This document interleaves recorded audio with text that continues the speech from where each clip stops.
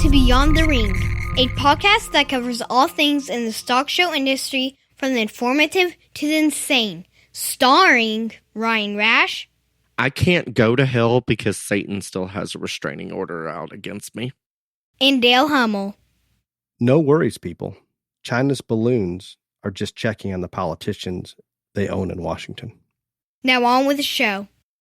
Welcome to Beyond the Ring. This is Dale Hummel, along with co-star Ryan Rash. Hello, hello, hello. Ryan, just so all of our listeners are aware, we did record a Beyond the Circus this morning, which is Wednesday morning. If you want to hear anything about the State of the Union and possible presidential candidates, I strongly encourage you to listen to Beyond the Circus. It should be dropping soon. On with Beyond the Ring, Ryan. Yes. What are your thoughts about Balloongate? Balloongate. Well, let me tell you something. I am literally one national security crisis away from forming a revolution. I'm just telling you, that's where I'm at. Like, I live in the South. Everybody owns like multiple guns. I think that I'm going to give up judging and I'm going to like go out and try to start a revolution. That's what I think. That's my response to all things Balloongate.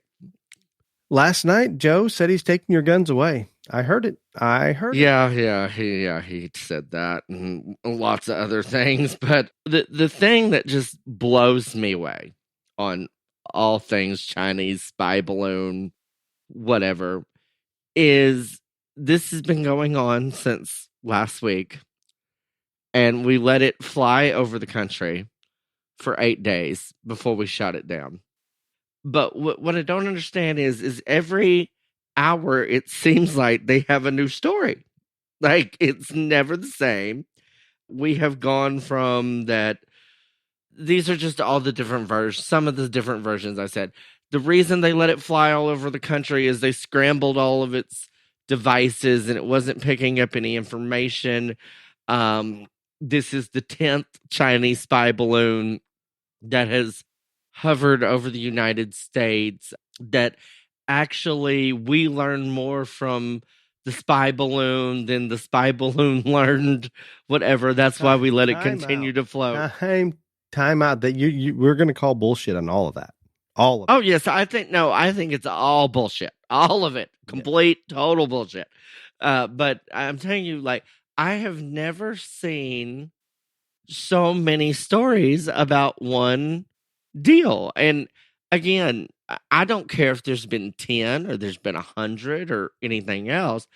It is very obvious to anyone who lives in this country that whether there was 10 or 100 before, never has one been floating in the sky for a week that any American could see, basically, from the ground with the naked eye.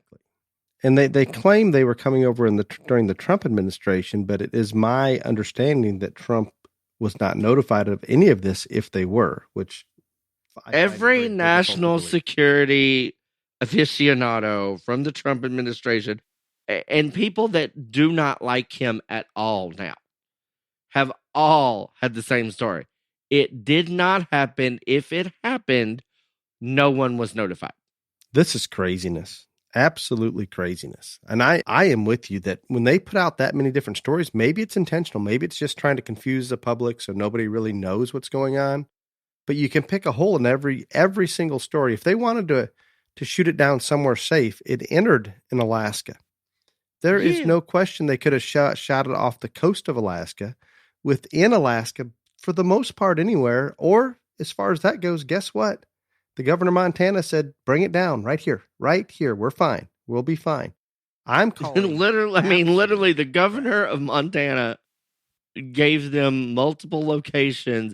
He was on the news just yesterday or the day before, I don't remember which, saying that they have 7 people per square mile, that the only thing that might have got injured was maybe a cow. No. Exactly. As long as it wasn't one of my cows, it's fine. All good. Don't you find it really makes sense? Hard to imagine, and maybe I'm wrong, and I'm sure our listeners can send us a Facebook message to tell us, or text or whatever. don't you find it hard to believe that we do not have something capable of attaching to this balloon that obviously it doesn't have a lot of jet power behind it, and towing it back down to the ground so it's not busted up, so we can completely analyze everything and anything that they were collecting? What do we not have that ability? I would sure think that we would. I mean, I understand the shoot it down. I get it, but then it's busted up. It's in underwater. It's going to be much more difficult. well, I don't. And again, I am not for hurting innocent civilians by any means. But as you so well put, this could have been shot down in Alaska when it first entered U.S. airspace. Now, I know that it went to Canada. I also have questions. Why the hell the Canadians don't care that it, like, basically took a tour over its country? But I've heard nothing about that. If I was Canadians, I would be very upset. Not only did you hear nothing or did they say nothing, I'm getting texts from the Canadians asking why we aren't shooting it down after it already went through their airspace.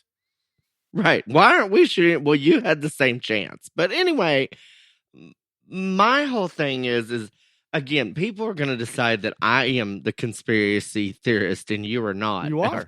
You are. Right. Yeah, that's it. Okay. Yeah.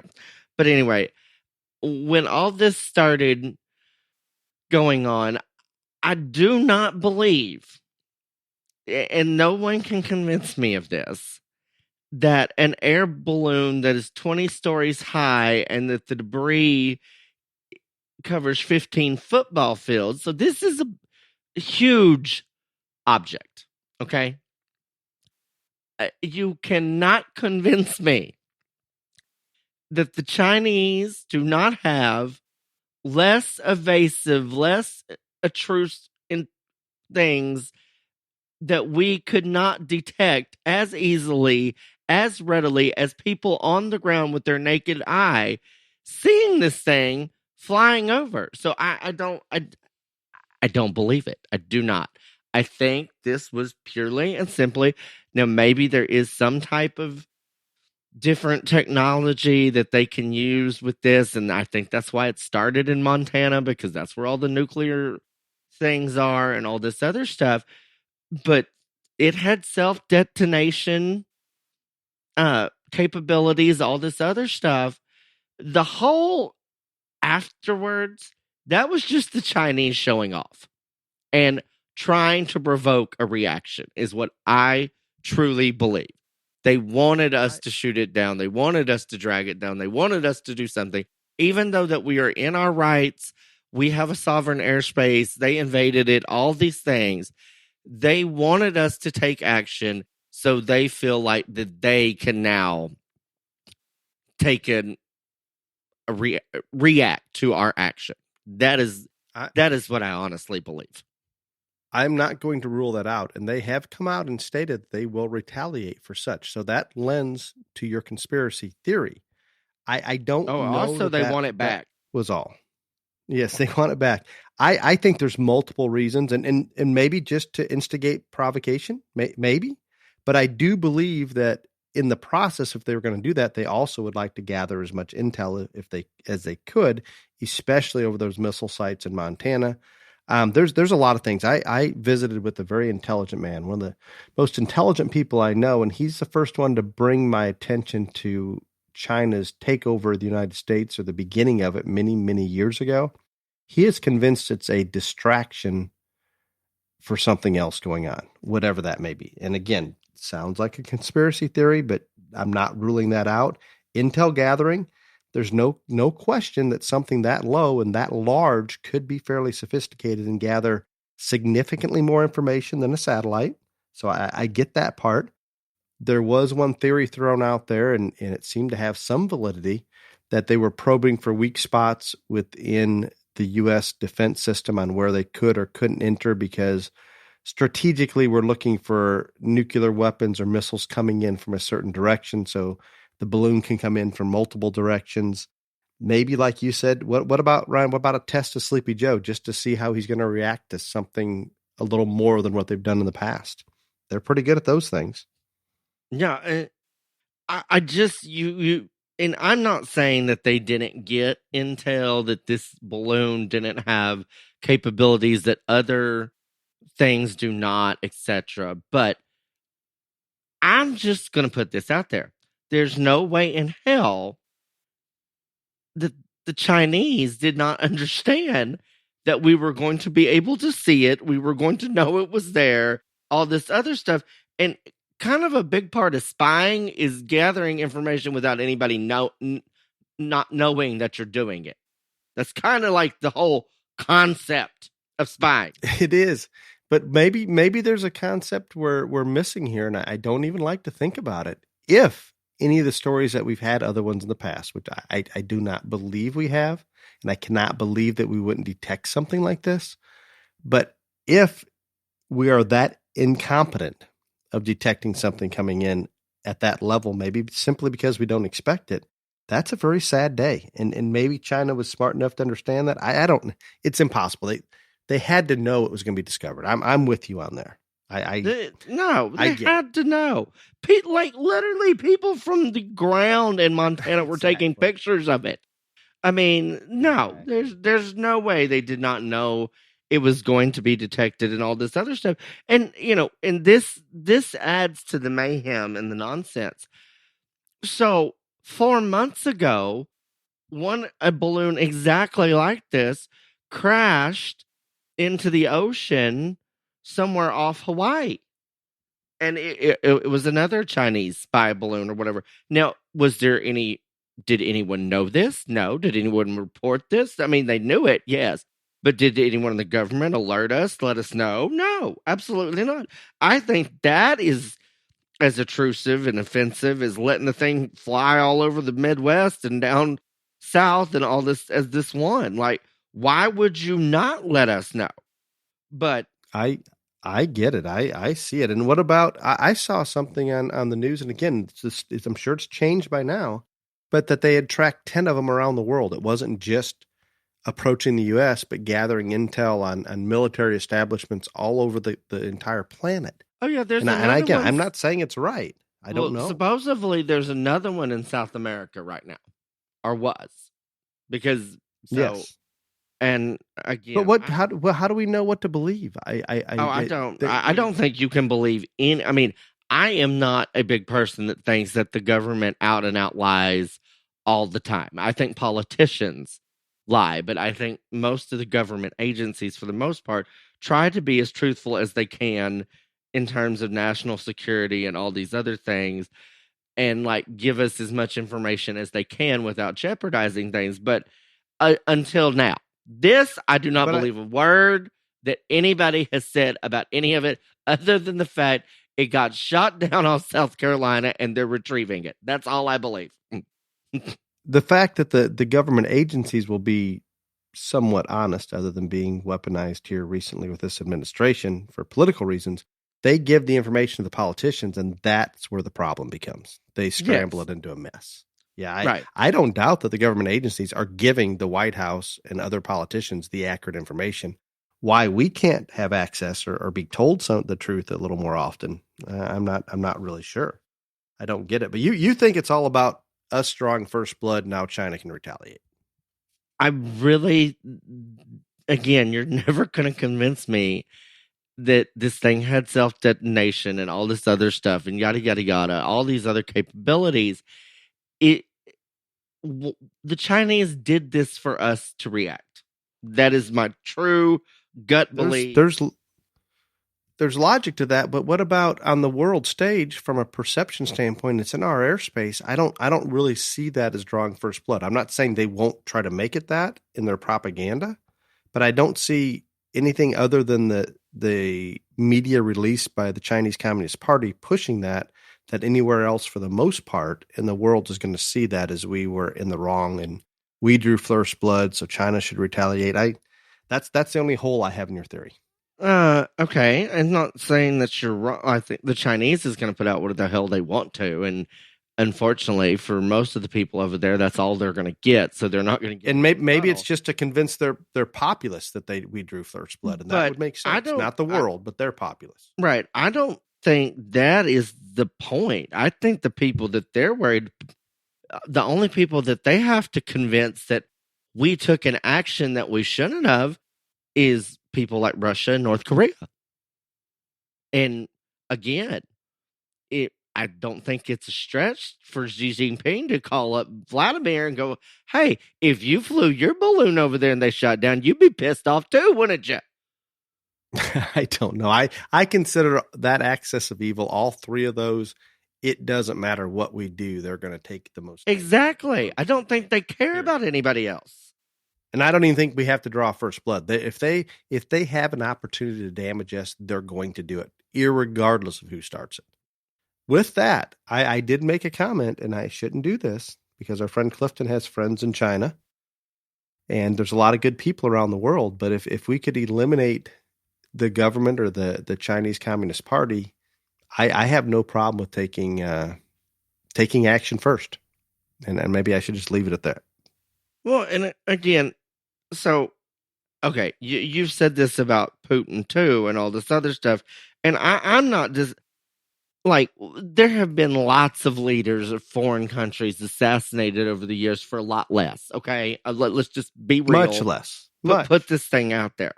Here is my concern, and we don't have enough information for this.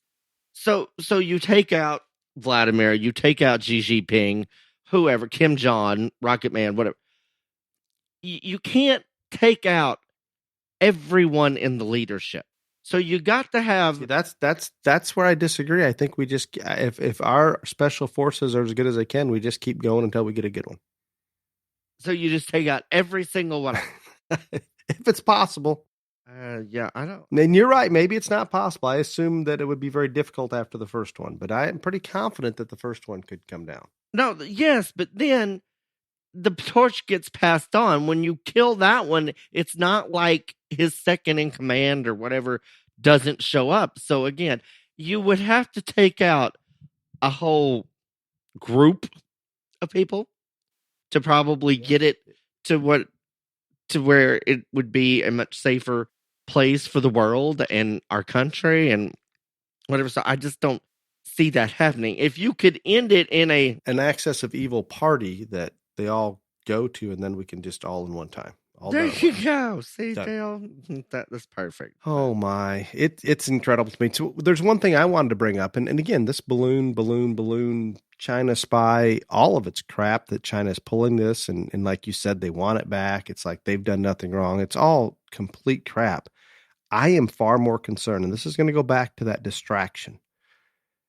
In the summer of 2021, China tested a hypersonic missile. It went around the world, and this is confirmed by, I believe, General John Hyten. It went around the world, dropped off a hypersonic glide vehicle that glided all the way back to China and impacted a target in China. And this is real. This is confirmed. It may still be in the testing stages. And I don't know where we're at on that level in terms of hypersonic missiles, but there is no question that if not already perfected, and they were close enough in 2021, they have capabilities that are beyond what I would ever expect. And it's confirmed that they're there. And a hypersonic missile, do we have defense against that? I'm assuming yes. Do we have the same capabilities? I don't know. I guess what I'm getting at is we have educated Chinese. We have allowed them to steal our technology. We have allowed them to pirate everything they need to pirate. They're very good at copying and mimicking things. They have zero ability to invent on their own, but they have copied just about everything we've done from a technological standpoint. Heck, it's their graduate students doing some of the research right here in our colleges and universities, and they've been doing it for at least as long as I can remember. And we don't seem to have a problem with that. With the tensions that we have right now, it's hard for me to even understand that we'd allow a Chinese student into our university system. I'm not saying they're all bad, but I guarantee you some of them are working for the Chinese Communist Party. I find it hard to believe that we're even allowing visas, and maybe we aren't, from China to come over to visit. They're buying farm ground. They're doing all these things that, with the tensions and the crap that's going on, why are we allowing it? Maybe we're afraid they're going to shut off our, I get supply chain for essential materials because we're not ready for that to happen. That would damage us greatly. It's very frustrating that the United States has allowed ourselves to get into the position over the past 20 or 30 years that we're so dependent upon China. We let them into the World Trade Organization back in the early 2000s, thinking that was going to westernize them. It did nothing but fuel the fire and give them capital to do what they're doing right now. We've fostered their success. And unfortunately, we have consumers every single day, businesses outsourcing, governments not putting things in place other than Kristi Noem banning them buying any farm ground in South Dakota. We're doing very little to prevent their takeover, not in a conventional war, but their takeover from a standpoint of intelligence, supply chain, domination of essential minerals, especially we start talking about electric batteries for cars, things like that, computer chips, you name it, it goes on and on. And we've allowed it. We're the ignorant ones that have allowed this to happen. And I think Trump came in and tried to stop a lot of this, but it's all been reversed since Joe's been in office. I have a hard time breathing. Well, I'm not saying that you're wrong on any of that. I agree with you on all of it, but so that's Balloon Gate. We spent 20 minutes on that. So lovely. Enough balloon, enough. What else have we got? Yeah, and a couple of just, I think this is funny. So everybody knows Tom Brady retired. He did it on the beach out front of his apartment again. Yeah, for the second time. So on eBay, I don't know if it's still up there, if it's sold or whatever, but as of yesterday on eBay, someone went and collected a jar of sand from outside of this apartment building, showed pictures. Basically, it's the same backdrop as where Brady filmed his message, all this other stuff. Now, there is no way to confirm if he actually sat there, whatever, any of that thing. It's not like his ass cheek prints were still there or anything like that. But this glass jar of sand was at $99,990, almost $100K. Brilliant. That person was brilliant. No, that person was brilliant. Capitalism at its best. Just crazy, but brilliant on the person's part that's selling it. Yeah. Again, just insane to me. But there you go. Of course, Turkey and Syria had not one but two earthquakes. The first one was 7.8. Second one was 7.5. It has literally devastated those countries. The death toll is, last chance I saw, was 11,600 people. Just awful. Just truly, bad. truly, really bad. Tragic. And we didn't hear much about it because of Balloon Gate. Well, it just happened Monday, but Biden said nothing about it in the State of the Union last night. Didn't even mention it. No, he didn't say nothing. He didn't say anything about a lot of things. But and then the only other thing, and again, we're going long on current events anyway, and we've already done a Beyond the Circus. All you freaking Mickey Mouse Disney loving people, all of you, and I'm talking to every single one of you. I want you, if you are a Disney fan, if you have ever gone to the Magical Kingdom, plan on going back, any of that bullshit. And I will state again, it is no longer a Magical Kingdom after puberty. I want you to go and I want you to research this. They have a new show and a new cartoon, and basically the commercial for it, the trailer has come out. The whole cartoon is basically about how we are racist. This country was built on racism, that reparations need to be made. I mean, it says this, and it is just the craziest thing I have ever, like, people talking about having drag shows for kids and all this other stuff, and I don't think that is a good idea either. Anyone that would let their child watch this, I just don't even know. I mean, there is nothing kid-like about any of this. It's just appalling. Just appalling. I am with you. And I've been anti-Disney for a long time. Our buddy Eric Fugate went there with his adult child not very long ago, and I expressed exactly this, and people just don't care, including he didn't seem to mind. But I'm with you. If you're listening to us right now and you're planning on going to Disney, cancel it. Cancel it. I cannot believe it. And I mean, I don't care what race you are. I really don't, because race is genetic. It's not something we choose. I cannot imagine anyone wanting to give money to a company that thinks it is okay to shove that type of propaganda, that type of rhetoric, and that type of divisiveness down a small child at that early of an age. I cannot. But I agree completely. I have the same problem with supporting China knowingly. Now, I had a product show up yesterday, Ryan, and I research when I buy on Amazon, trying to figure out where it's coming from. They're very good at hiding the made in China. But the same thing, we're supporting our enemies. And I'm not saying, well, yeah, I am. I'm considering Disney an enemy of basically when they're putting propaganda out like they are. That's ridiculous. That's destroying the inner soul of our country and allowing children to form opinions to make us more and more divided.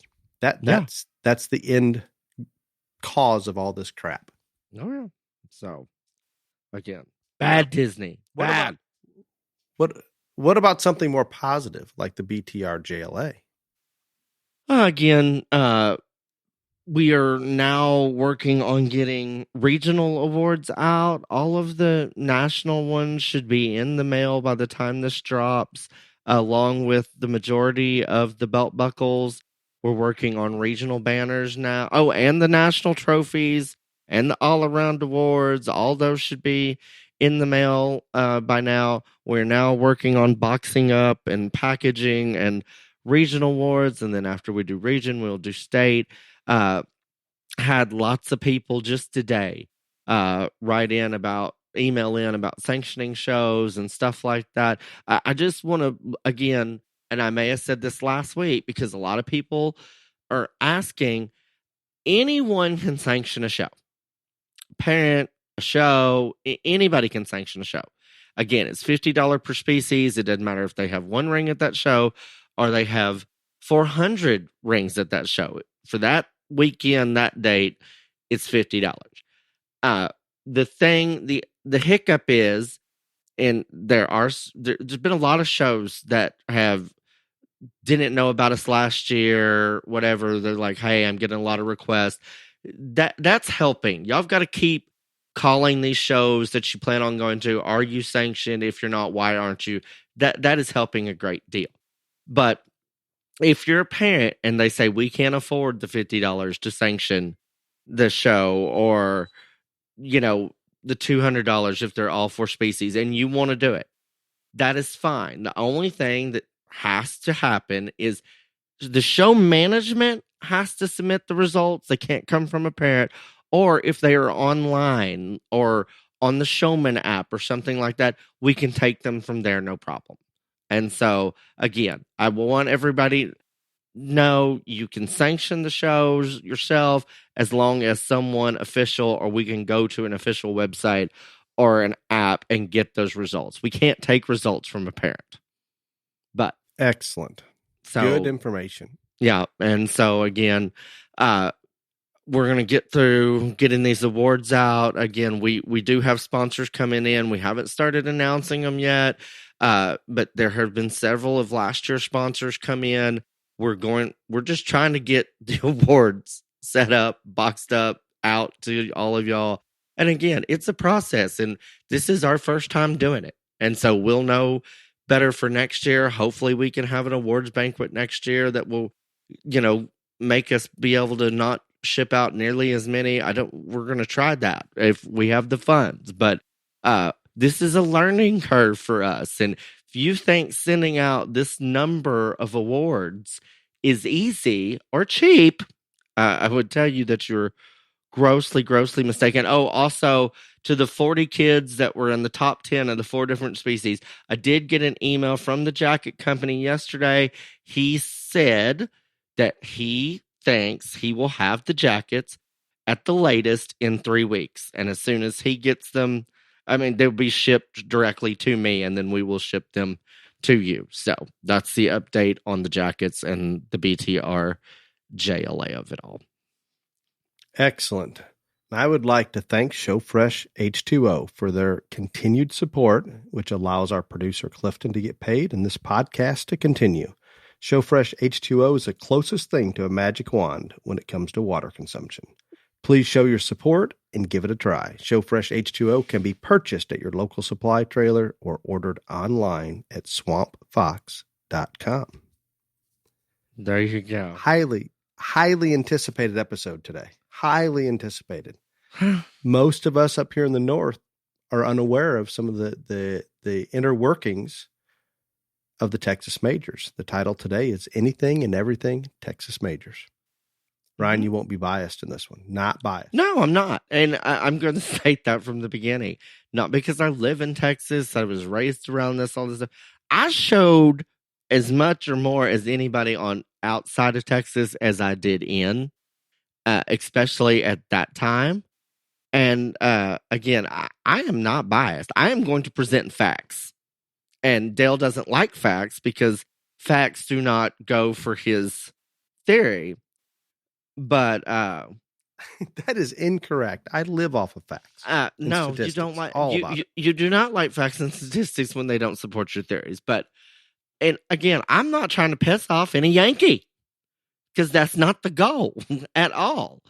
But here's the thing: the way that I look at this is the way that I look at shows are first off by the number of animals that actually show, the quality of the animals that are shown, the sale and the amount of dollars that are contributed to those junior exhibitors that make the auctions, and then also how well they're run, how well they're organized, all this other stuff.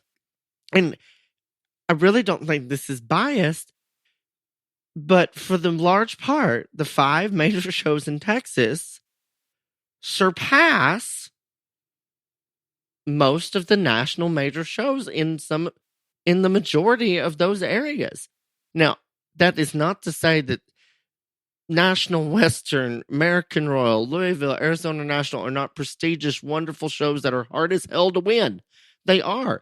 And in some ways, it may be tougher because it is the very best of everyone in the nation. It's not limited to just one state.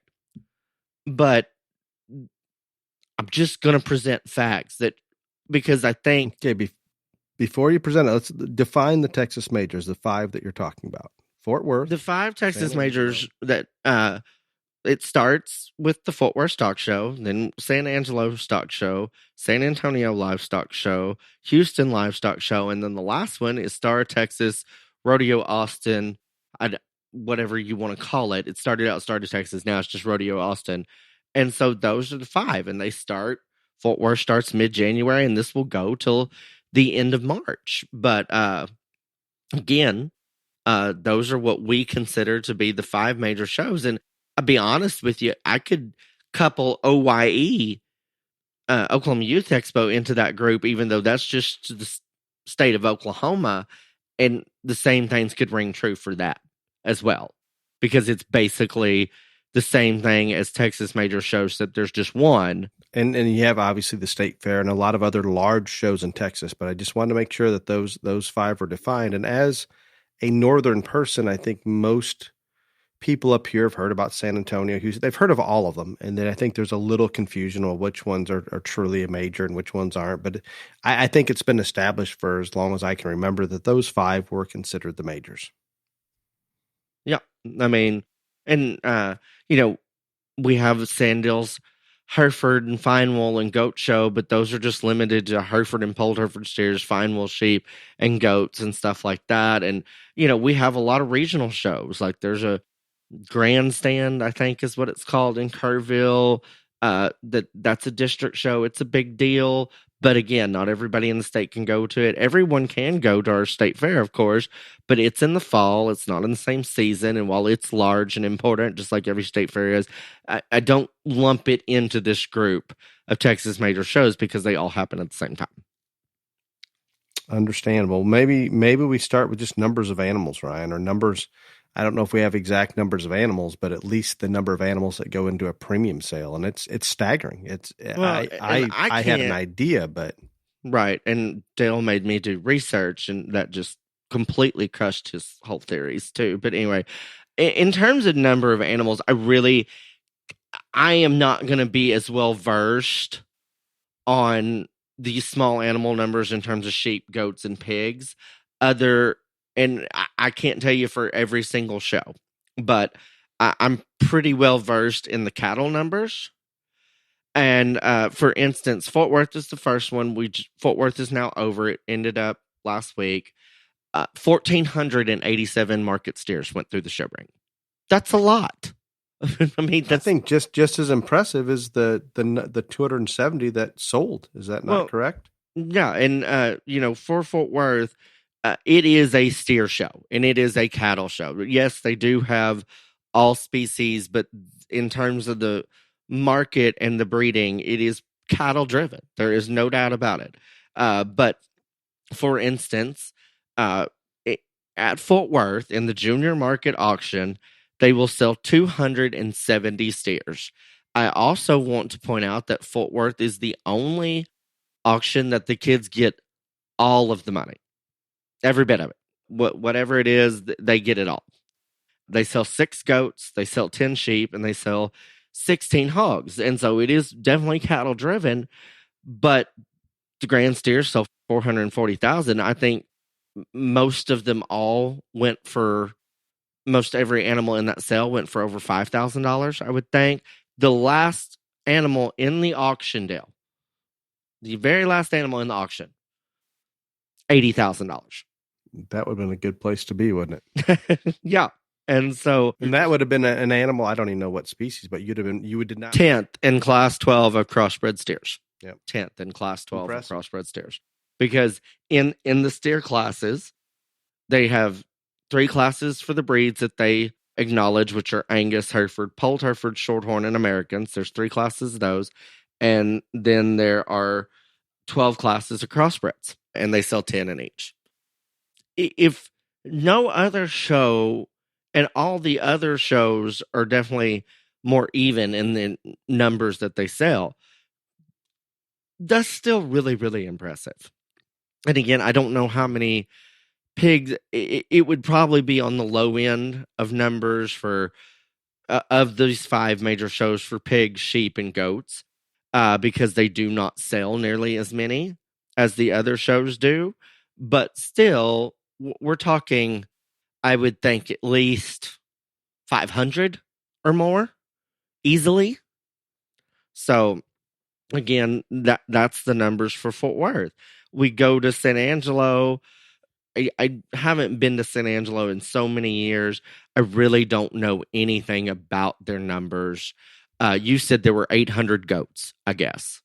You were just. I know the goat numbers were up this year. I did not hear on sheep, but it's a large number. And I want to circle back like our old press secretary real quick. Fort Worth, the other unique thing, and Ryan, you said the pigs are all terminal, to your knowledge, at Fort Worth. Yes, they are. Most of the Texas majors, everything is terminal, but on the goat and lamb side, and I assume the steers, if you are not in that sale, right? Yeah, if you're not in that sale, you can take them back home, and it's almost like a second chance that you can haul to another major if you so choose. Yep. A lot of goats that were shown at Fort Worth that didn't make the sale were at San Angelo. Some of them will be at Austin, some will be at Houston, some will be at San Antonio. So that is kind of unique and a little bit different about Fort Worth. It kind of gives you a pass. You don't lose that animal.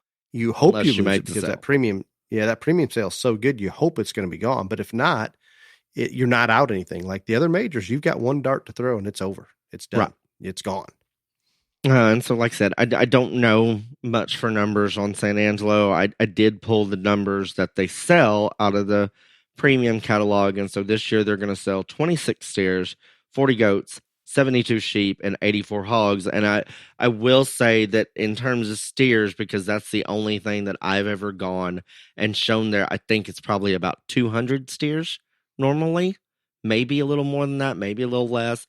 So you're still selling just like 10% of, in that category. I do know that the goats, the sheep, and the hogs all have greatly more numbers than the steer side. Yep. And right now we're just talking market, and I'm going to come back and talk breeding after we go through all of these numbers. San Antonio. And I would say before we go on to San Antonio, that San Angelo, and I'm going to speak for goat numbers, and I believe lamb numbers are somewhat following this. They were as strong in goat numbers as, for the most part, any of the others this year because they were up. So they're in that same realm in terms of numbers. Right. Then we go to the San Antonio Livestock Show. And again, in terms of market steer numbers, they're going to show about the same number as Fort Worth. It's going to be right there around that 1,500, and sometimes it will be up and sometimes it will be down. But we're talking within 50 to 100 or 200 of that number. But 1,500 is a good average. There'll be over 5,000 hogs that show there. And again, I don't know on sheep and goat as much, but in terms of what makes the auction, 219 steers, 108 goats, 254 sheep, and 347 hogs make the premium sale, or the auction sale. It's not premium, but the auction sale at San Antonio. That's an astronomical number. It's almost 1,000 kids. Think about all the buyers and supporters that are needed in the work that's done just to get those animals sold. And not just sold, they're sold at a pretty good premium.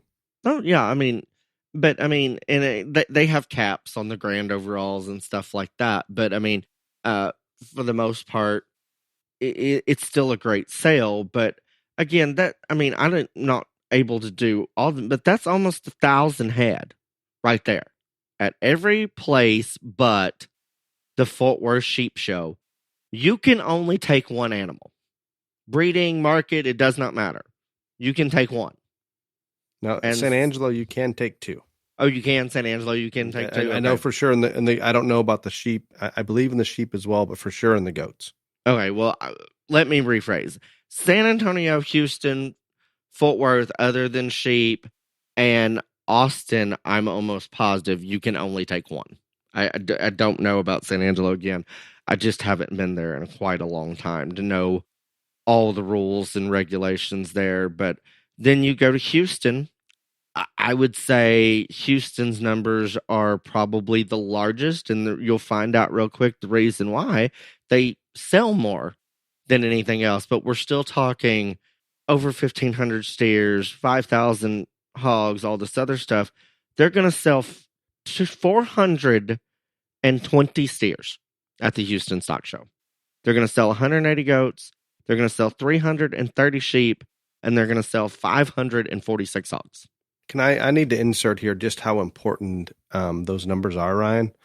And I'm taking it from perspective that I did not grow up in Texas. I went to my first major when I was a freshman or sophomore in college, and have been for the most part every year since, and usually all five.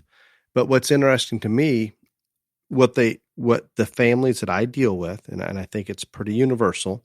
There's obviously the families that are going to absolutely win that, and it's great when they do. But the masses, the bulk of the families that are showing it at Houston or San Antonio, their goal is to get that pull to make that sale. It's not necessarily to win the class. Obviously, the more the better, or that division or the whole show.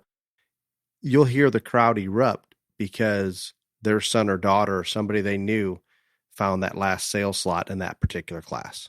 It's a big deal. I can't emphasize enough, if you're not there and haven't experienced that culture, just making the sale is a lot of families down there, their goal for their children, that child's goal sometime in their career, or the more times the better, is to make the sale. That's their target, if that makes sense. And also something very exclusive to Houston, and people are going to say this is good. People are going to say it's terrible. I think if you're not here, then you probably have a very different opinion of it. You know, before you step foot at the Houston Stock Show, if you have a 3rd place steer, a 4th place goat, 10th place hog, etc., exactly how much money you're going to get in the premium auction. It is guaranteed in the sale. It is guaranteed that you get that much money. Now, I'm going to be the first to tell you that every single one of those animals that go through the sale are going to make more money in the sale than what that junior exhibitor is going to get. The large majority of that money goes to scholarships, but also something that people don't realize or doesn't get they realize it because they get the check, but doesn't get talked about enough. Sometime you'll get your check from Houston, normally late April, May, and then right around sometime in August, you're going to get another check. And depending on how much of the auction proceeds surpassed the cap that was on for all of the placing animals, every exhibitor is going to get a bonus check. People in Texas, I'm just going to be real honest. I don't think people are appreciative enough for that bonus check because they don't have to do that. And they do. And so, yeah, I mean, would it be nice if they got all the money? Sure, it would.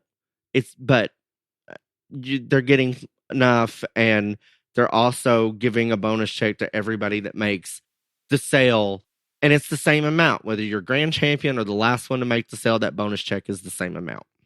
Absolutely. There's one other thing I wanted to bring up there, Ryan, and we're going to hit it. I wanted to talk about several different things then you want to go back to the breeding part of it. It's hard for me to imagine, and hopefully those numbers that Ryan just gave you and just the mass number of animals that are sold through those, I can't explain enough the amount of effort, the amount of support from individuals and businesses, ranches, etc., that go into each one of those majors to make this happen. Ryan and I joke about it, and probably Houston's maybe the best example. To my knowledge, and I could be wrong, Ryan, and this is just something I was told maybe last year, there's a waiting list for you to be a volunteer at that show to help park cars, to do anything. It's so prestigious to be involved as a volunteer in that association. You're willing to take any job you can get to help out. And I can't even put it into words how the overwhelming, I wish we knew how many volunteers were at, say, Houston Stock Show and Rodeo. It's astronomical. Yeah, no, it is an astronomical figure. And there is a waiting list to be on those committees and stuff like that. And so, again, and we'll talk more about that, but rounding out the market stuff on Rodeo Austin, they're going to sell 100 steers, 90 goats, 88 sheep, and 114 hogs. So, I mean, y'all Still can... impressive. Right. I mean, you can do the math. I mean, I just added this up real quick in my head. From Fort Worth to Austin, which we're talking basically is a span of 2 months, 1,000 market steers are going to make sell whole. Anybody that's not impressed with that, then you can't be impressed. You just can't. And so that was the first number. And then equally impressive at all of these shows are the breeding numbers. They're even bigger than the market numbers in cattle. I don't think they're as big in sheep, goats, and pigs, but still very, very large. San Angelo, and again, if I misspeak here, I'm sorry because I just haven't been there. I know at one point San Angelo gave some type of scholarship to the champions in their breeding shows. San Antonio awards a ginormous scholarship to the breed champions and the overall champions in all of the breeding shows. They also do it in skillathons, all this other stuff. And I'm talking like the heifer shows at San Antonio and Houston are so large, they're broken up into 2 waves because they can't fit them all in the barn at one time, etc. And so the breeding numbers are just equally as impressive as the market numbers. And again, yes, there are scholarships on the line at some of those shows, but the majority of them, there's not. And there's not some huge payday or anything like that. It's just to go, be involved, the prestige, all that other stuff. So in terms of the number of head and the number of animals that make the sale, I really don't know how you could dispute that the Texas major shows are not as impressive, or definitely more impressive than the 4 all-national major shows. Again, just facts in those areas right there is what I'm saying. No, I agree. And there's no question of that. And it's difficult. And I know I've worked with some of the national shows and tried to help guide them in terms of generating dollars to their premium sale. When it's a national show and you have people coming in from all over the country, it's hard to get those local businesses to step up and support. It just is a culture in Texas, and a little easier because everything's Texas kids showing, and it's the Texas majors. And for those of you that aren't aware, it's only for Texas people to show at, period. Yep. So it's a little easier to raise that, but it's night and day difference. The numbers. I'm not saying that a steer at Kansas City won't bring a lot of money as a champion, but we just don't have that sheer number going all the way down the line. And Denver had a phenomenal sale this year. Arizona National changed to a premium sale. You know exactly what you get. All impressive, but it's just a different category than where these majors are at in terms of how many dollars they generate and numbers of animals they sell. And you talked about the scholarships, and I'm the most familiar with San Antonio. But those kids, the families that we work with, those kids can get up to $10,000 in scholarships. They'll get X amount for a division or X amount for the grand or whatever it is. Once they get to 10,000, they're capped out and it goes to somebody else. But those competitors, and I think it's actually been raised to 15 now. Oh, has it? A lot of those kids will hit that limit over time. Right. It just happens. It's an incredible number. Yeah, you were talking about the national shows and the sales and all that stuff.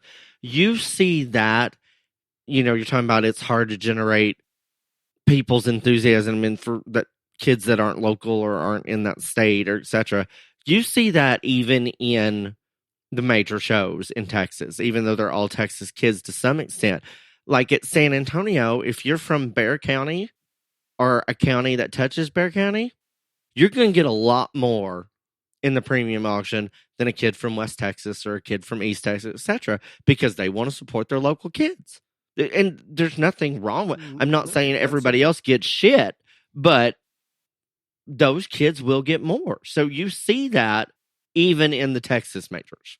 Yeah, it's really, really intriguing to me. I guess from my perspective, Ryan, and I think you've been in it so long, you assume that a lot of people outside of Texas already understand it, but it's really different. And I had a really nice visit with Glenn Allen Phillips, now in charge of Rodeo Austin, while he was in San Angelo. And we talked about the philosophy of the families that are hauling to the different 5 Texas majors. Let's say they bought 5 goats and they're going to try to go to each of the 5 majors. They're not overly concerned with what judge is coming in terms of just getting the best judge in the country or whatever it is. I guess maybe a better way to explain it is if we're going to show up north, we're going there with whatever animal we have, and we don't usually have that as many animals on feed. So it's just kind of what we got. We're taken to our state fair, or we're taken to Kansas City, Louisville, whatever it may be. The philosophy in this hit me many, many years ago. It's very, very different. The families in Texas, their biggest concern is not if they're going to use the type they like or not, but rather, can they predict what type that judge is going to use? Scotty Griner, perfect example, predictable as they get. Brad Angus, and we've used those 2 a lot because they're on different ends of the spectrum, both very, very well accepted by the Texas families that are showing because they're very predictable. And that's all they're concerned about. They don't care if they're using a little toad, a great big one, what it is, as long as they know when they haul to them, that's the kind they need to take. where we don't have quite that philosophy up here. And I think it all stems from the fact that there's more on feed. You have 5 majors in a short period of time, so you can adjust what judges you're going to. We just don't have that flexibility up here. So it's a different mindset altogether. And the other, and it hit me so hard when I walked into San Angelo and the goat numbers were up and the goat and sheep were all in the barn when I got there or moving in. There are so many animals packed into it's still a large space, but a lot of animals jammed into a space. It's not unusual. I can remember going to Fort Worth years ago. There'd be 4 goats in one pen from 4 different counties or 4 different FFA chapters. Kids didn't even know each other, all 4 going into that pen. You want to know what would happen at a Kansas City or Louisville if they tried to put 4 different families from different states into one pen? It'd be crazy. Their tack is all within the pen. There's no room outside of the pens to have your tack. You have to have everything. You walk through Houston, I think it's going to be different this year. They have a tent outside to put some of the stuff, but a lot of the kids are sitting inside the pens in their chair with the animals because there is no space. It's my anxiety. It's very it's hard for me to breathe when I walk in there. It is crowded, is the best way to put it. We think we're limited on space when we go to Kansas City or Louisville or any of the national shows. Arizona, it's a totally different world. No, it's I mean, they can't take guys. Here's something simple that we just Ryan and I take for granted. For the goat or the lamb show, you cannot have a fitting stand. You cannot have a blower. You cannot have anything that plugs in at most of these majors. And that's for us up in the north. If you're not exposed to the Texas majors, you think that's crazy. Absolutely crazy. There isn't space for it to begin with. There's not enough outlets for it. There's multiple reasons that they don't have those things. So what you'll see is some cordless clippers. You'll see some headstands mounted to the gates. Some allow that, some don't. You'll see a lot of the little, I call them leaf blower / hair dryer hybrid battery operated that people are using to try to blow the legs out. It's not near as powerful as say the traditional blowers, but it's better than nothing. So it's hard. I don't think you can probably get the full magnitude of the differences without simply going and experiencing that. And many of our listeners, if you ever get the chance and you've avidly showed even around the country, but you haven't had a chance to go to one of the Texas majors, and it doesn't matter which one, they're all impressive. Very, very impressive. Just do it if you can. And there's a lot of people that I know that aren't showing there, maybe don't even know anybody that's showing there, but they're going to go down and check it out because they've heard so much about it. And I think you'll have a different perspective on what they're like once you attend. And you're right. And just to clarify, I don't want people to flip out. If you have a breeding heifer, because all the breeding heifers have hair, you can't have a blower, but you can in the steers or stuff like that. I apologize. Yes. But in small animals, yeah. But anyway, like you were talking about pen space and all this other stuff. Another thing that I think would, people have complained about lines at all of the national majors and, it took me so-and-so hours in line to get in. We always thought it was like a picnic going to any of those shows in terms of the wait in line and all this other stuff, because we sit 12 hours plus in line.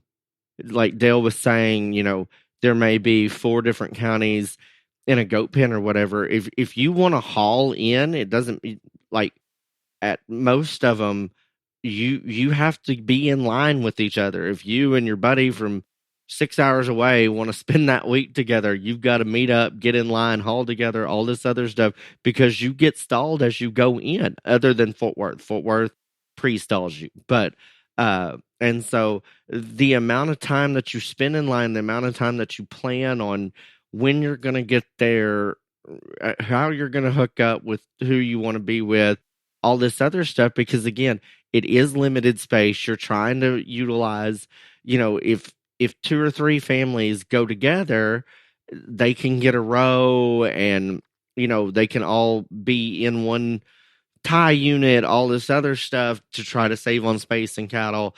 Again, it's in all of those things, but it is an animal. I mean, it is truly something. And so I commend all of the, and again, it's just sheer numbers. But for all of you that have never experienced a Texas major in terms of sitting in line, when you go to Kansas City, Louisville, Denver, and Arizona National, be very, very nice, because you have no idea what it's like to truly sit in a line with your livestock. I'm just going to be real honest with you. No, and I think there's another just challenge that, and I can use myself as an example. Craig, our manager, and myself, we try to get to all 5 Texas majors, both of us, if not both, at least one of us. So I just returned from Fort Worth, Ryan, a week ago, a little over a week ago. Mm-hmm. We went from Fort Worth basically down 5, 6, 7 days. Then if they're going to all 5, they're hauling into San Angelo. I was at San Angelo this weekend, got home Monday night. I'd leave again, I believe, for San Antonio here in a couple days. And it's just, you're just doing market. Pretty overwhelming. And I'm not hauling livestock. I'm just flying back and forth, and it's challenging just to get that done, let alone get livestock looking the part, to go to that many shows, get them hauled back and forth, make sure somebody's at home taking care of things. The chaos in terms of just the number of people in those shows, it is incredible. And you may end up at that show and the majority of the people, and I'm don't want to speak out of turn, so I'm going to use the goat show as an example. You come into a class of 70 to 100, and let's use San Antonio as an example. I think last year they kept 12 or 13 in each class that would go into the sale, but that's out of 70, 80, 90 goats in that particular class. If you don't get pulled and kept for that sale and then placed from there up, you walk around the ring, you set up, the judge comes through, handles you, maybe take one more lap, and then Ryan, where do you go? The truck. Yep. If you don't make that cut, you're on the truck. So, I mean, some of those kids probably aren't in the ring more than 15 minutes, maybe. I don't know the exact time, but it's, and that's part of it. They're willing to do that because they're trying to get to one of those sale slots. And I talked about it before. When they get down to that 12th or 13th one that they're pulling in for that sale, that is usually where you get the most applause. That one that just made that sale cut, or anywhere in there, you'll have the crowd erupt because such and such made the sale. They may not have won the class. They may not have been in the top 5 in the class, but they're genuinely excited because they got a sale slot. Oh yeah. And again, you'll see all of the social media posts. In cattle, they say we got a brand, but the other ones, we got to sell whole, all this other stuff. And it is just amazing to me every single year how many are just post up there, and again, it may be 10th and it may be the last one, but it doesn't matter. They got a sale at a Texas major show. That was their goal for the year. And it's tough to do because I would say regardless of the show, I would think that probably 10% is what's going to make the sale at a Texas major. I think that would be a pretty good guess. I think roughly, not like Fort Worth. I mean, Fort Worth and the steers, but the goats, they only take the champion reserve. But for the most part, But for the most part, an overall average, I would say 10%. And of course, Houston, it's a bigger percentage because they sell more of everything. And so that's that. And I want to save the quality part till the end. But just like Dale was saying, also the prestige and all the things that come with this, like there is a waiting list to be on committees at the Houston Stock Show. I don't know how many volunteers the Houston Stock Show had. I know at one time it was like almost 100,000. Like it's insane. Oh, that's unbelievable. Yeah, and again, I don't have a hard fact. People take off work for a week or 2 weeks to be use their vacation time to be a volunteer there. That's yes. I mean, they want to do it. Yes, no, they do. And I mean, while Houston's is the most intense on that stuff, again, they have those committees at every single one. Every single one of these major shows have volunteers out the wazoo. I mean, it is just crazy, crazy, crazy. And again, people take off work from their job, all this other stuff to do this. And so again, it is truly awe-inspiring. It is overwhelming.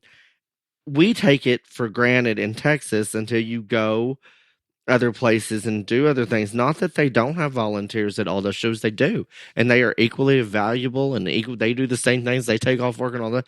They're just not in the mass numbers that we have down here. And so it's just truly something. And it goes from the time you hit the gate to sit in line till the time you are leaving there. There is committee members and volunteers at every step of the process throughout the whole entire thing. And I'm sure, Dale, the first time you ever witnessed that, you were taken aback. I was. And Houston would have been the first one that I can remember going to when I was on the judging team, going down there to participate. And it was pretty amazing. Ryan, you know what I saw at Houston that year? 55,000 volunteers last year at the Houston Livestock Show. I know they were still hair steers, and I thought they were all great ones. I saw the ice cream of the future. Dippin' Dots? Do you know what the ice cream of the future is? Absolutely. And they're still around, so they must have been correct. First place I ever saw Dippin' Dots, Houston. That year, what hit me the hardest, we happened to be there during the steer show, I believe, is just the mass numbers. And I thought at that point, walking through the barn, I thought, there's 100 of them in here that you'd be proud to lead in that ring and think that you're going to have a shot at it. It was overwhelming for me. True. And still today, when I walked into San Angelo and just looked at the number of people and the number of animals in that barn, it's huge. It's hard to even explain. It's a feeling that unless you experience it, you're not going to completely understand it. And I don't know if you heard me, but anyway, last year at Houston, there was 55,000 volunteer committee. 55,000. Yes, 55,000. Isn't that last year? That's hard. Maybe that's the most impressive number to give you an idea of the scale of what's going on and how much is involved in it. Right. And so it is so.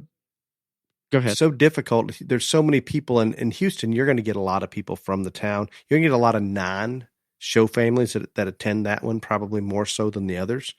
But I get a hotel downtown that I can take the metro or the tram or whatever it is, because it is so difficult to even get into a parking spot, shuttle to there's just so many people. It's hard to explain. Mm-hmm. And then the last part, and I think this is probably going to be the best part of this debate for me and for Dale, is the quality of the livestock. And I want to first tell you and everybody listening that I do believe that whatever species you want to talk about that wins Kansas City, Louisville, Denver, Arizona, that animal could probably be in the exact same spot and be grand champion at any of these Texas major shows, or be right there and be competitive. And so I don't want y'all to think that only the best animals are in Texas and the ones that win at Texas majors are far surpassed no, I do not believe that. I believe the quality on the top end is very, very similar right there at the top. Where I think the differences is it's the next 100, where there might be in a class at any of those majors, one or two that can be justified. I'm telling you, I sat through the Fort Worth Steer Show, and it is unlike any other steer show you could ever go to. But they placed 10 in each class, and I'm telling you, in a large majority of those classes, there were 5 steers in those classes that you can justify to be number one. That's the depth of quality. Now, also, with the overwhelming numbers that come with Texas major shows, I'm going to tell you that I think the bottom end quality, there's a lot more there than there are the national major shows. And I'll be honest, I think worse. There are animals.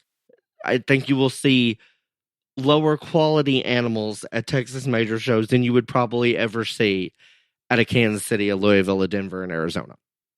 Is that a You'll fair see some assessment? that are very comparable to your average or even lower end of your county fair. Same thing Yes. at the bottom. Yeah. And so is that a fair assessment on the quality? I think that is exactly dead on. And I think something you talked about earlier, those number of premium animals that make the sale, that's where I say the biggest difference is. Let's get past your grand and reserve or division champions. I'm gonna put them on a similar scale on a given year to the 4 national shows. Absolutely. But then boom, those that whatever it may be, let's say 10%, Ryan. Let's pull off the 1%, 2 through 10. I'm going to throw it to the Texas majors every day.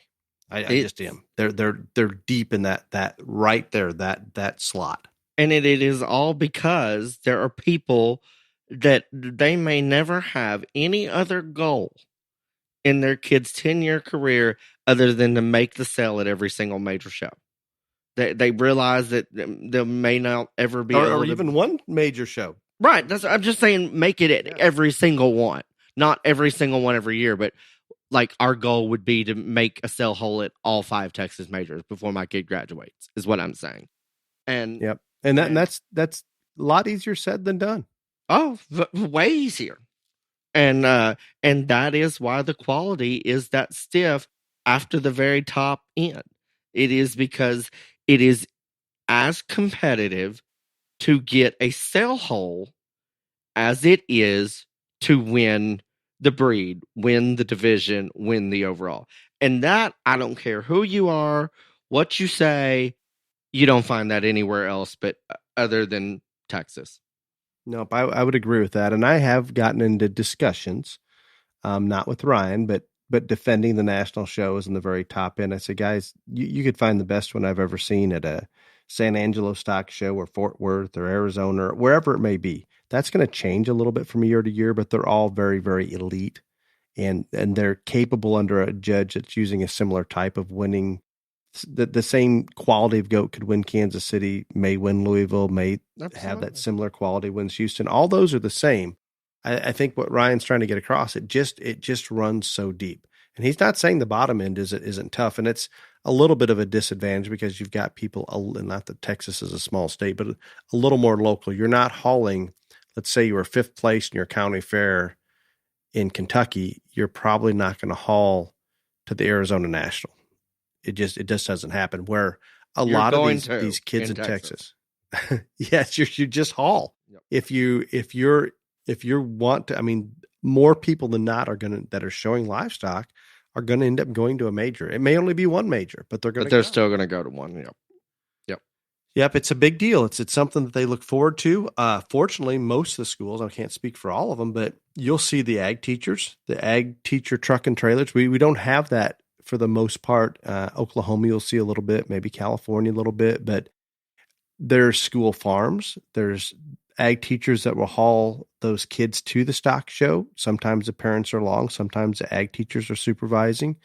It's more accepted in the school system than maybe it is up here. I'm not saying every school in Texas is good about that child missing 2 or 3 days during the week to go show their lamb or whatever, but it seems to be more readily accepted. Would that be accurate? Probably a little less each year, but it's a big deal. Oh yeah. Oh, I mean, huge deal. And so again, I think the thing that I would stress on this deal is don't take my word for it. Don't take some, egomaniac Texas word for it. Even if it's after your kid's done, if you truly have an interest in, showing livestock, and most of us do, even after their kid is, done, whatever, all this other stuff, just go and watch one. You don't have to go the whole time, maybe a day or 2 or whatever, but I'm telling you, it is something that is just really, really fascinating to watch. Absolutely. I'm with you 100% on that, Ryan. This was good. I hope we gave some perspective and they have some understanding of this whole Texas major. We left out a lot of things. We didn't talk about nominations. We didn't talk about a lot of different things, but at least that gives you kind of a broad picture of what's going on. And It was good. Excellent, excellent topic, Ryan. You do know what it's time for then. Oh, yes, I do. And I have names again this week. I hope it doesn't get me in trouble, but I have names with the question and answer. The first one comes from Robin. You may have already answered this question. Is there any advantage in showmanship to being the first or second person in the ring?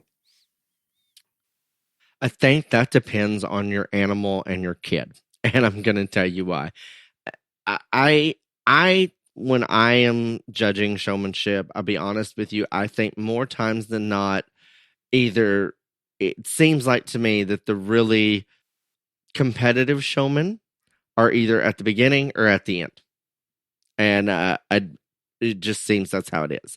I think if you have an animal that works and cooperates and you can be the first one in that shows that you're ready to go, you're serious, you're on it, you're all of those things, does that impress a judge? I think it does. Again, the number of animals that are always going to cooperate, being the first one in, probably not a real high percentage there. I have always said to my kids and stuff that when I was helping, if you want to go in the front, go in second, so you have somebody to follow. I do think it shows that you're ready, you're serious, you can be standing there at the gate. Like I've said 1,000 times on this podcast, every judge in America, we're for judging cattle or calico kitty cats. They're going to look into the holding ring and see what's there. If you're standing there, in my eye, your animal is as good to go as it can be, waiting to go in the ring. You're staring me down, you're serious, and you're ready. Yes, that's going to put a very good first impression on me. Excellent. And that doesn't mean, and I think, Ryan, you're probably right. A lot of times your good ones will come in first or at the end, and that's because they're placing themselves there with the assumption that's where the judge wants them to be. You could pull your best one out of the middle, and it happens. So don't take it. I don't want the listeners to take that wrong. No. My concern is, and I'm with you, and be careful going in first. I mean, if you've got an animal that you've been in the first with the ring with and it works, that works. I think it works to your advantage. But be careful, because if you go in there and that animal locks up on you and doesn't want to go, it's going to bite you in the butt just a little bit. You had mentioned, Ryan, about the judges looking into the holding ring. And I'm with you. It just happens. We do. It happens. It's San Angelo, and I'm going to refer back to the GOAT Show just because that's what I watched more of. But they have 2 heats. Odds come in that class and evens come in. I don't know. They would have had 70 plus in a class. So it's a lot. Well, out of the first class, once you go weigh that you've made that pull and going to the next sort, so you're not one that's getting the gate or getting excused from the ring, they pull them, they're still in the ring. They pull them up against the rail on one of the far sides, but you're constantly in the judge's view. Where like at San Antonio on the goats, you're put back in the back, and the judge for the most part can't see you. But at San Angelo, you're still in the ring. If you're in that first wave or that first heat, and you made the pull, there may be 10 of you over there against that rail in the ring. And I'm going to tell you, 8 out of 10 of those kids, Ryan, that are over there on that rail are just standing there, relaxing, goats heads down. And I get it. The judge is focusing usually what's on the ring, but don't you think that judge is probably going to look over there on occasion? Yeah.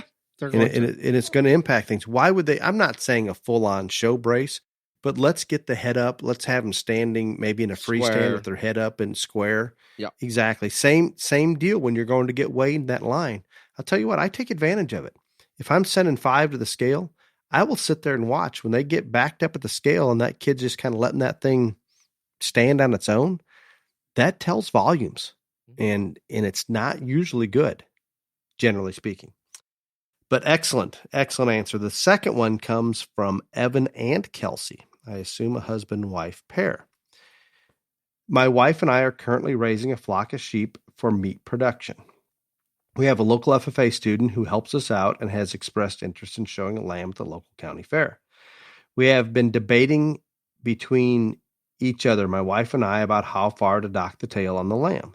We normally dock the tail down to a few inches for those we keep for breeding. However, we know for show they are docked much shorter. What are your thoughts and opinions docking tails, and how far is too far?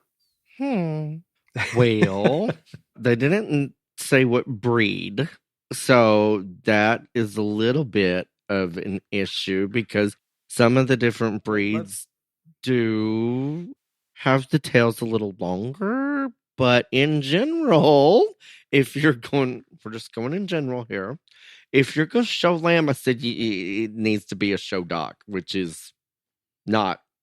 It's tight, high and tight, like a haircut, I guess. No, but I would agree with that. And I think Evan and Kelsey, the answer, the Ryan just put it there, for the most part, as short as you can get it. Now, with that said, I believe, and maybe it's not still in place, there used to be, and then maybe they're gone now, there used to be rules in California at certain counties and certain shows, and maybe it was even statewide temporarily. I'm not sure. I don't want to speak on that, where you had to have them 1 or 2 inches long or something like that because of animal welfare concerns. And there's no question when we dock those tails that tight, we're probably increasing the chance of prolapse. There's issues that come with it. But just as Ryan said, if you're walking a blackface or your traditional sheep into the show ring with a little longer dock on it, maybe not going to get beat up as much at the county show, but beyond that, it's probably, it's just not aesthetically appealing. Is that the no? But even at the county show, like even if you leave it a little long there, and it's a typical whatever, and there's other ones in there that are done the way that the large majority of show sheep are, you're going to be at a disadvantage. Yep, you just are. And right, wrong, indifferent.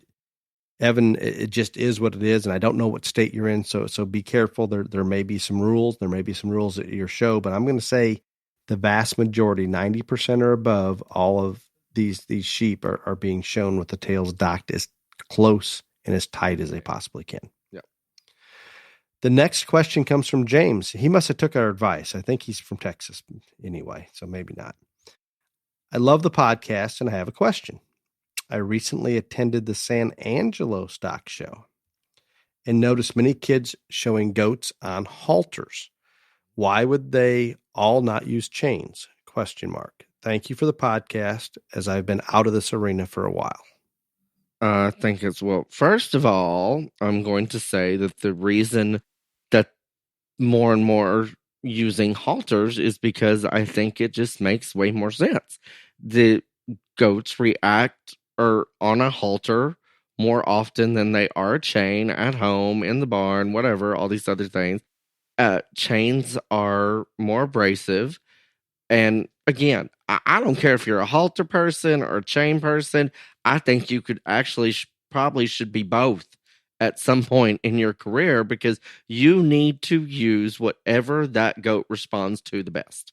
Whether it's a chain, whether it's a halter. I'm seeing more and more goats show free-handed. I'm not lying. I'm just telling you. I keep seeing. I mean, I'm not saying it's like taking over, but more and more I see goats being shown just like sheep without chain or halter. And again, you need to do whatever works the best for that animal and that showman. Well, that's simple. That's perfect. And if I'm going to insert, I want you to use whatever works best for the animal and the showman. I've made this argument for a very long time.